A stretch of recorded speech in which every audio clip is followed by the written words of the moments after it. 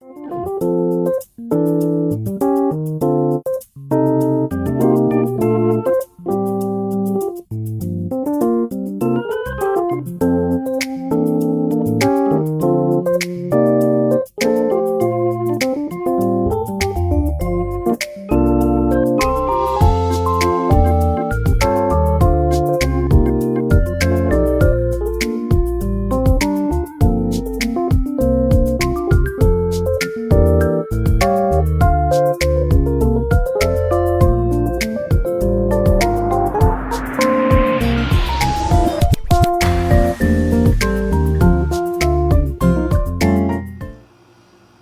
안녕하세요. 저는 West Visayas State 학교에서 한국어를 전공하고 있는 Ric Jan Gabales입니다. So, hello everyone. I am Ric Jan Gabales. I am a graduating Bachelor of Arts in Foreign Languages, major in Korean at West Visayas State University. So, today, I will be presenting my study titled Through Tides and Ties, Diplomatic Rhetoric in the Bilateral Speeches of Philippine and South Korean Leaders. So, this study looks at how diplomacy is not only practiced through actions and policies, but also constructed through language, particularly in official speeches. So, to begin, this year the Philippines and South Korea commemorate their 77th year of bilateral relations, highlighting a long-standing and evolving partnership. So, this relationship is deeply rooted in shared history, particularly the Korean War, and have significantly expanded across political, economic, and cultural domains. So, this period is marked by high level state visits, strategic partnership, and sustained diplomatic engagement. So, this study is anchored on the strengthening of Philippine South Korea relations from 2016 to 2024. Beyond formal agreements, however, these relations are also shaped through public diplomacy, particularly South Korea's active engagement in the Philippines. This includes initiatives such as official development assistance, cultural exchange programs, and educational partnership. In local context here, for example, including Iloilo City, this presence is highly visible through growing Korean communities.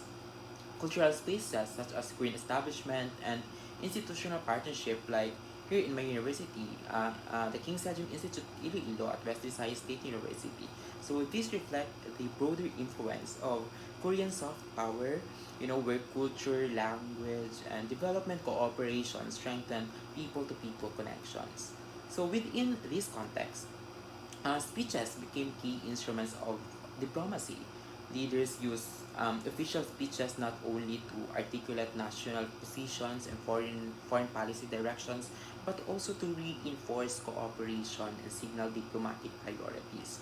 More importantly, language plays a crucial role in framing cooperation and shared identity. So, diplomatic rhetoric construct narratives of partnership, trust, and mutual benefit. So, while highlighting shared history, values, and future-oriented collaboration.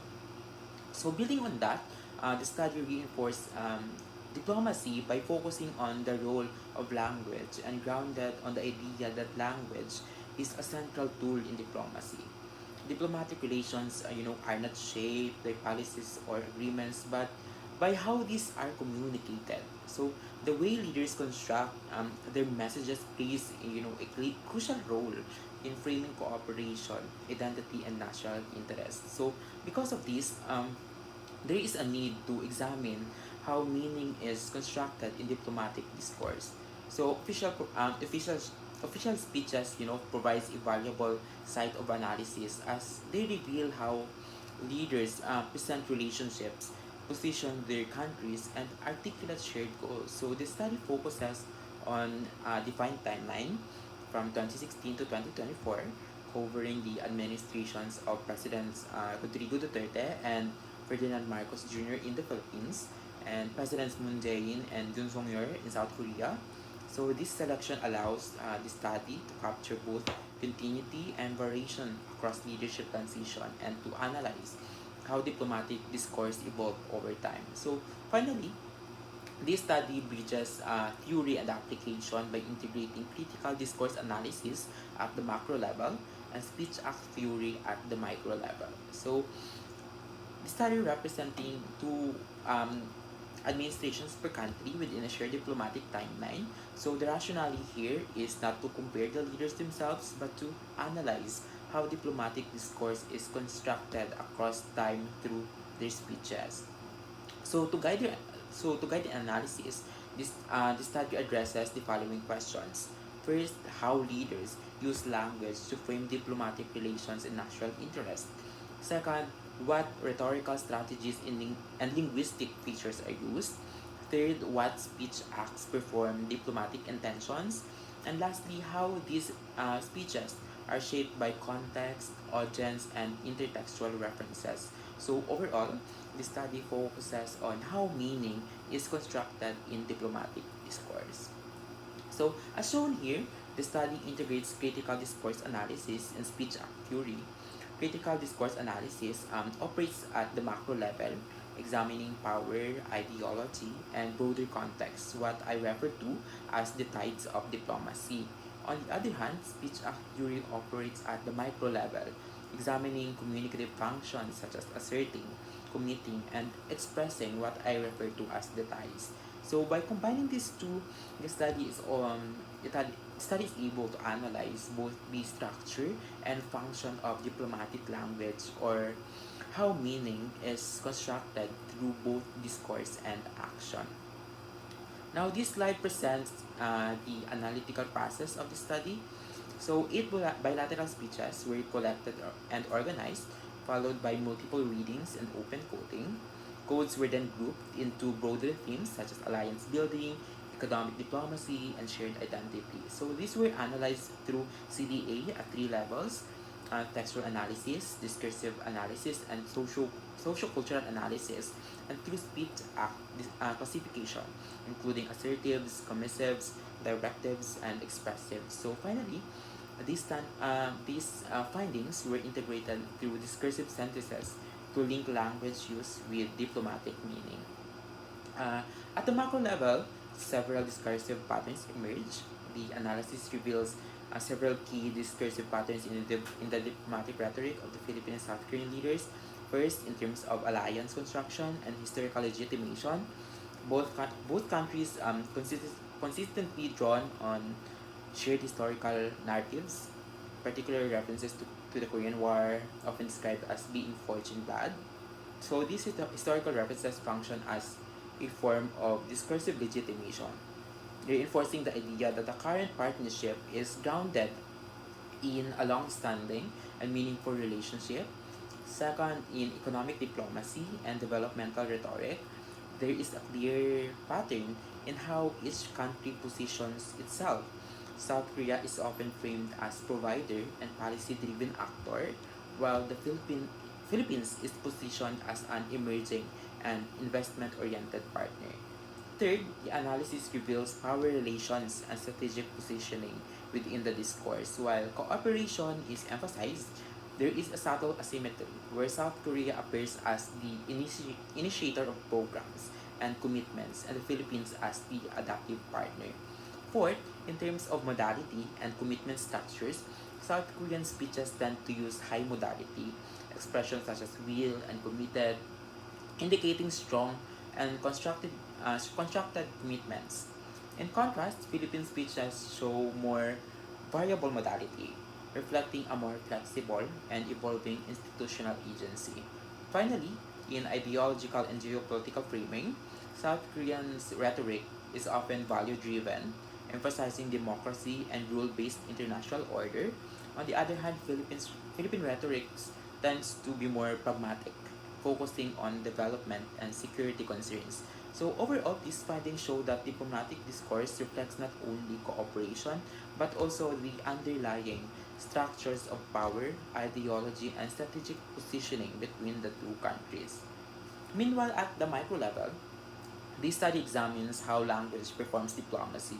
So, analysis shows that diplomatic speeches do not merely convey information, rather, they perform specific communicative functions that construct meaning, signal intention, and shape relationship. So, first, assertive speech acts are the most prominent across these speeches. So, these are used to establish historical and political and economic truths such as shared history, existing partnerships, and current conditions. However, these assertives are not neutral.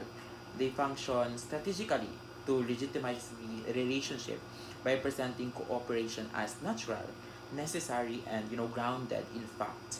In this way, assertives serve as the foundation upon which other diplomatic actions are built.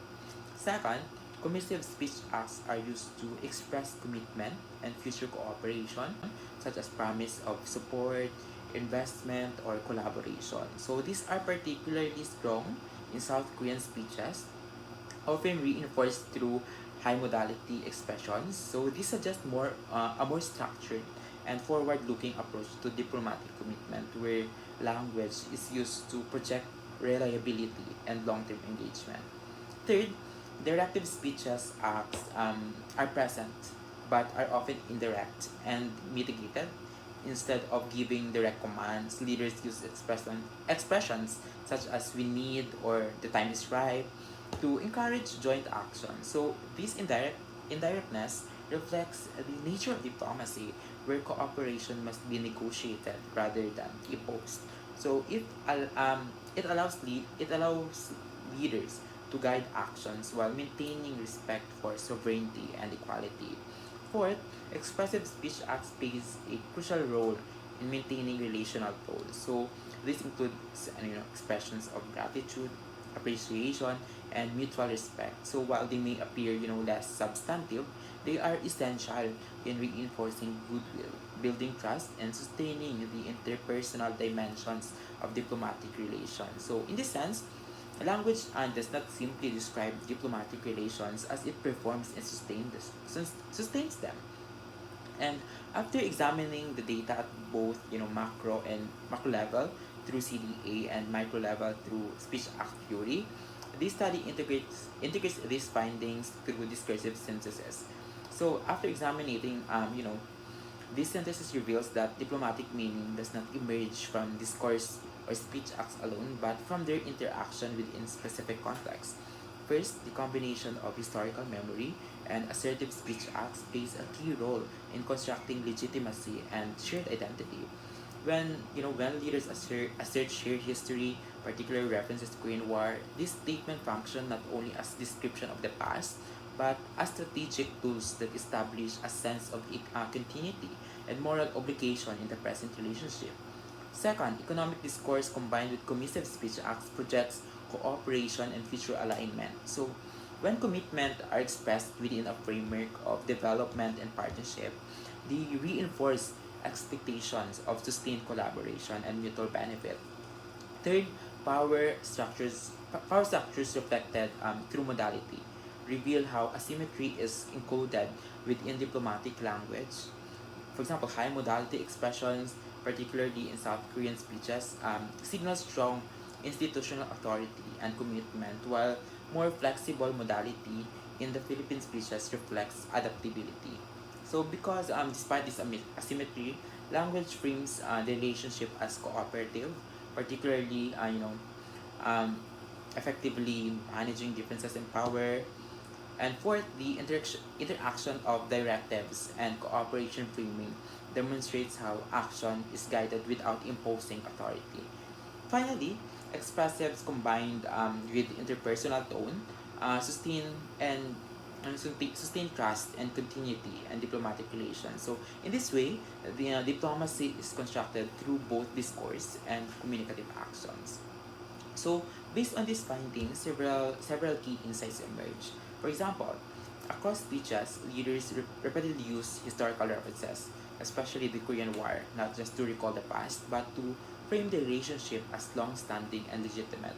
Another pattern is how discourse operates across multiple levels.